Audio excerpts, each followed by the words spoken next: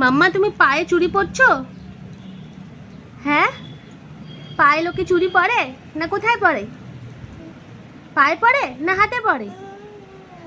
পরো পরো, তুমি পারবে, একাই পারবে। হ্যাঁ, হাতে পরে মা।